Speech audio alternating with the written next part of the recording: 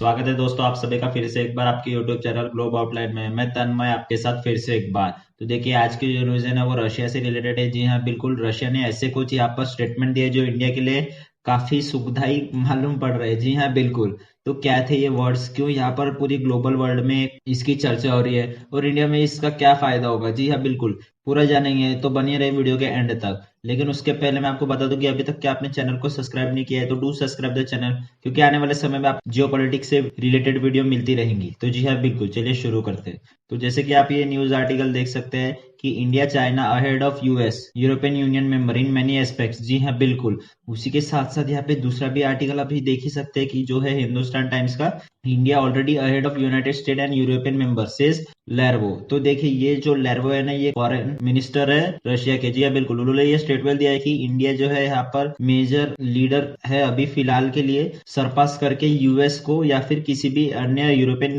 Union के जितने भी कंट्रीज है उसको। अब देखिए इतना बड़ा जो स्टेटमेंट आया है ना, ये कहीं ना कहीं यहाँ पर इसकी पूरी चर्चा हो रही है वर्ल्ड में कि कैसे ये ऑन किस बेसिस पर यहाँ पर रशिया के जो फॉरेन मिनिस्टर है लार्वो, उन्होंने ये स्टेटमेंट दिया है। क्योंकि देखिए यहाँ पर यूएस जो है वो काफी मेजर न्यूक्लियर कंट्री मानी जाती है, ऐसे पावरफुल कंट्री, और उस पर आप एलिगेशंस लगा रहे हो कि देखिए आप जो है इंडिया से पीछे हो। जी है बिल्कुल, यूएस ही नहीं उसके साथ साथ ऐसी और यूरोपियन नेशन की कंट्री है। जी है बिल्कुल, अगर हम देखें तो यहाँ पर देखिए जितने भी लिस्ट है यूरोपियन यूनियन के कंट्रीज की, जैसे ऑस्ट्रेलिया, बेल्जियम, बुल्गारिया, तो देखिए ऐसे यूरोपियन नेशन के जितने भी यहाँ पर कंट्रीज है ना, उन सब पर ही ना यहाँ पर एलिगेशंस लगा दिए हैं अभी कहीं ना कहीं कि देखिए आप जो है इंडिया से पीछे है। जी है बिल्कुल, अब देखिए यहाँ पर आप एलिगेशंस नहीं कह सकते इसे, यहाँ पर हम कहेंगे कि यहाँ पर तारीफ की है रशिया ने इंडिया की कि देखिए आप जो है इंडिया से फिलहाल में पीछे है, या इंडिया आपको आने वाले समय में यह भी सरपास कर चुका है। जी है बिल्कुल, तो देखिए यहाँ पर मुद्दा क्या हुआ था एक्चुअली में। तो देखिए यहाँ पर जैसे ही रशिया के जो फॉरेन मिनिस्टर है वो एड्रेस करने गए थे एक कॉन्फ्रेंस में इट्रिया में, तो देखिए उन्होंने यहाँ पे कहा था कि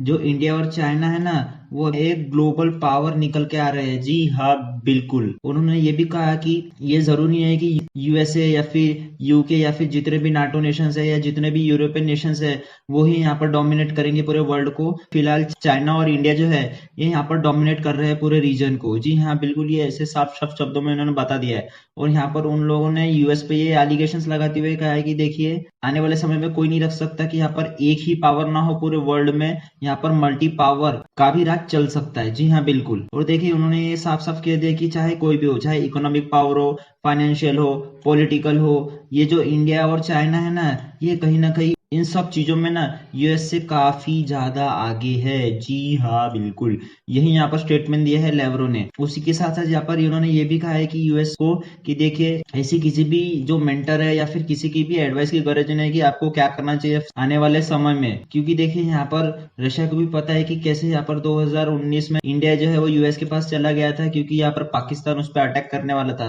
तो इसी स्टेटमेंट को सामने खींचते हुए यहाँ पर ये बताया गया कि अभी यहाँ पर कोई भी गरज नहीं है ऐसे सच मेंटर्स की कि आप जो है इंडिया को पता है या फिर किसी और नेशन को पता है कि आपको ये करना है। अब देखिए यहाँ पर इन्होंने और भी यहाँ पर ब्रिक्स के बारे में भी बात की है। जी हाँ बिल्कुल, यहाँ पर जो ब्रिक्स है जहाँ पर रशिया ने बनाया था, यहाँ पे Brazil, Russia, China, India and South Africa, तो उसके बारे में भी ये बात कर रहे हैं इन्होंने कि देखिए कि आने वाले समय में ये जो ब्रिक्स है जो एक यूनिट है ये कहीं ना कहीं एक वर्ल्ड के मोस्ट पावरफुल कंट्रीज बन के उभरेगा। जी हाँ बिल्कुल, अब देखिए मैं ब्रिक्स के बारे में आपको बता दूं कि यहाँ पर होता क्या है, एक शॉर्ट इंट्रोडक्शन। देखिए ब्रिक्स जो है वो रशिया ने इनिशिएट किया था 2006 में, और यहाँ पर इनका ये मानना था कि हम कहीं ना कहीं आने वाले समय में जो है जितने भी कॉन्फ्लिक्ट्स होते हैं या इंटरनेशनल मॉनेटरी फंड में जो भी रिफॉर्म्स लाने हैं या फिर जो भी ड्रग ट्रैफिकिंग होती है या फिर जो भी डेवलपमेंट करना हमें टेक्नोलॉजी से रिलेटेड, डिफेंस से रिलेटेड, तो उन सब में हम जो है कोलैबोरेशन करेंगे और आने वाले समय में हम देखेंगे कि कैसे पीस जो है वो पूरे वर्ल्ड में मेंटेन करनी चाहिए। अब देखिए ये हो गया पूरा ब्रिक्स का काम, जहाँ पर आते हैं 5 नेशन। अब उसी के रिगार्डिंग ना यहाँ पर और एक स्टेटमेंट दिया था लेवरो ने कि देखिए Russian foreign minister says BRICS group to consider common currency. जी हाँ बिल्कुल, यहाँ पर इनका ये मानना था कि ब्रिक्स जो नेशन है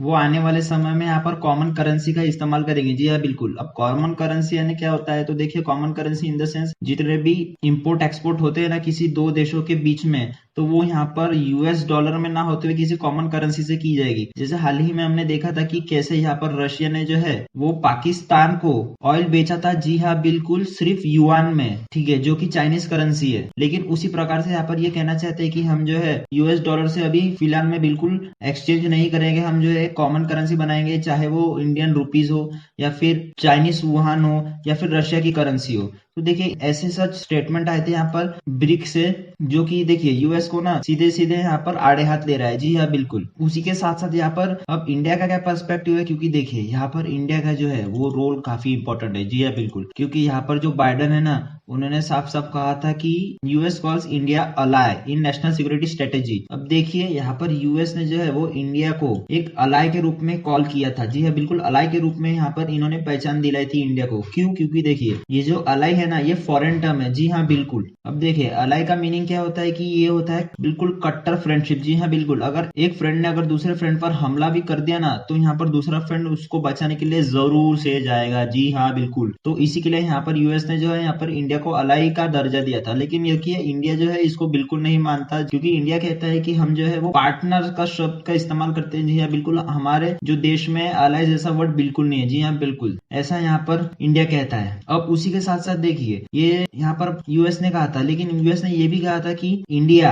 will not be an ally of US, it will be another great power, says White House official. अब देखिए इतना बड़ा स्टेटमेंट यहाँ पर यूएस ने दिया था कि देखिए इंडिया जो है ये यूएस का कभी अलाई बन ही नहीं सकता। जी हाँ बिल्कुल, क्योंकि देखिए यूएस का ये मानना है कि आने वाले समय में जो इंडिया है ये खुद ही एक ग्रेट पावर बनेगा, जैसे अभी यूएसए है। अब देखिए ये कितने देर टिकता है, ये सब चीजें भी है ना, ये आने वाले फ्यूचर पर डिपेंड करती है। लेकिन यहाँ पर यूएस का ये स्टेटमेंट था कि आने वाले समय में कहीं ना कहीं इंडिया जो है वो बिल्कुल, जी हाँ, ग्लोब का एक वर्ल्ड लीडर बन सकता है, और ये बनेगा ही। जी हाँ बिल्कुल। और देखिए यहाँ पर इसलिए यहाँ पर इंडिया को जो है ना इतना इंपॉर्टेंस दिया जा रहा है हाल फिलहाल में, क्योंकि इंडिया का जो पर्सपेक्टिव है, मैंने कितनी बार बताया कि वो काफी हाई हो गया है। यहाँ पर कैसे हमने देखा है कि रशिया यूक्रेन वॉर में यहाँ पर इंडिया का रोल कितना इंपॉर्टेंट रखता है। अब देखिए ये हो गई यूएस की बात, तो अब उसी के साथ साथ जो रशिया है ना, वो भी हाल फिलहाल में यही बताते आया है कि इंडिया उसका कितना अच्छा दोस्त है। जी हाँ बिल्कुल, कि Vladimir Putin still has lots of friend, Turkey, India and South Africa. जी हाँ बिल्कुल, क्योंकि हम देख सकते हैं कि रशिया पे जो है वो पूरा वेस्टर्न कंट्रीज का सैंक्शन है, यूएस का सैंक्शन है, यूके का सैंक्शन है, उसके बाद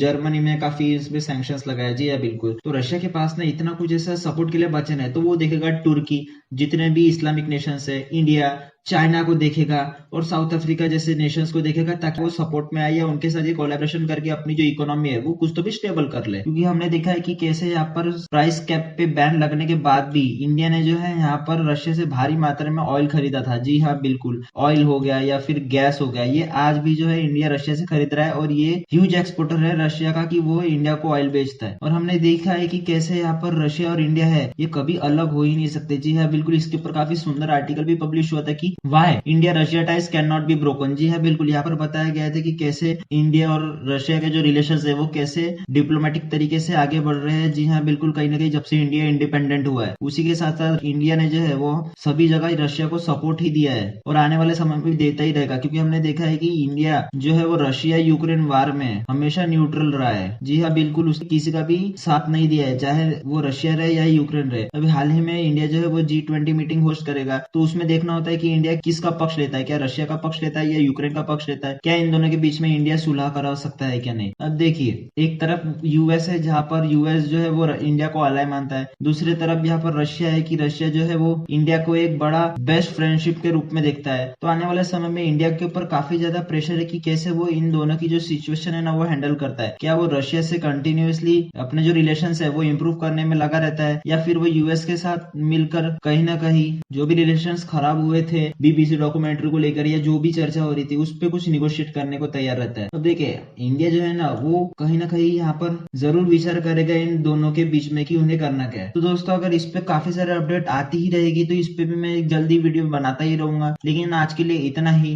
मुझे आप कमेंट में बताइएगा कि इस पर आपकी क्या राय है, क्या इंडिया को रशिया के साथ जाना चाहिए या फिर उसको यूएस के साथ जाना चाहिए। तो दोस्तों आज के लिए इतना ही, मिलते हैं अगली वीडियो में। And as you all know, life is a long lesson in humility, so be safe and be strong.